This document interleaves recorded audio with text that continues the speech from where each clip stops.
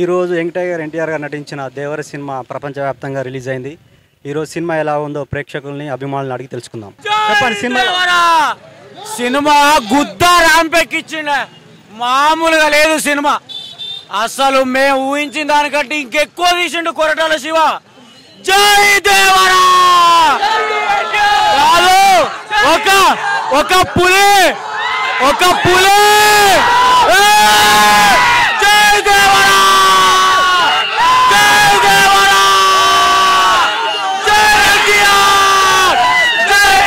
గుద్ద వల వేసిన సినిమా మామూలు ఫైట్లు మాత్రం ఘోరంగా ఉన్నాయి, ఊహించినంత ఎక్కువ ఉన్నాయి. ఒక పులి సొర మీద సవారీ చేసింది.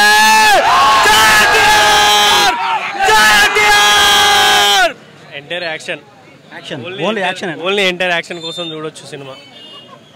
యాక్షన్ సీక్వెన్స్ బాగున్నాయి. ఓన్లీ యాక్షన్, ఓన్లీ బ్యాక్గ్రౌండ్ మామూలు కాదు, యుద్ధ పడిపోయింది. సినిమా బొమ్మ బ్లాక్ బస్టర్ 100 days పక్కా. సినిమాలో ఏం నచ్చింది? Entire action only entire action కోసం చూడొచ్చు సినిమా. ఈ దేవర పార్ట్ 1 కొరటాల శివ గారి అంటే గత సినిమాలతో పోల్చుకుంటే ఈ సినిమా ఒక డిఫరెంట్గా ఉంది. సో ఎక్స్పెక్టేషన్ పెట్టుకోవద్దు. సినిమా 2 పార్ట్లు పెట్టాడు కాబట్టి ఫస్ట్ పార్ట్ బిగినింగ్ సినిమా ఇంట్లో ఉంటుందని మనకు హింట్ ఇచ్చాడు. ఫైట్స్ అన్ని NTR performance, acting, BGM total overall చూసుకుంటే సినిమా ఒక రేంజ్ ఉంటుంది. కాకపోతే ఎక్స్పెక్టేషన్ అనేది పోల్చుకుంటూ పోతే మాత్రం డిసప్పాయింట్ ఉంటారు. మేబీ కథ పార్ట్ పరంగా పోతే పార్ట్ 1 మనకు హింట్ ఇచ్చాడు. పార్ట్ 2 అనేది దీని మించిన లెవెల్ ఉంటుంది. Fights, NTR actions, background score, ఆ సీజీఐ లాస్ట్ ఒక 30 minutes ఉంటాయి. ఎన్టీఆర్ యాక్టింగ్లోనే ఆ సస్పెన్స్కు ఫస్ట్ టైం చూసిన ప్రతి ఒక్కరు ఎగ్జైట్మెంట్ ఫీల్ అవుతారు.